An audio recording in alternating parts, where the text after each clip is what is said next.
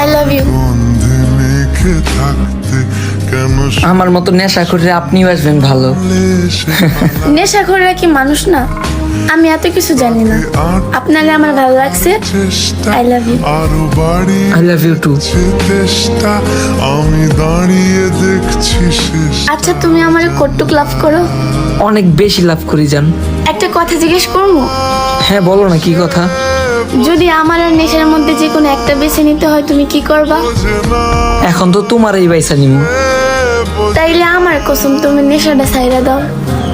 আচ্ছা ঠিক আছে, আজকের পর থেকে আমি কোনোদিনও নেশা করবো না।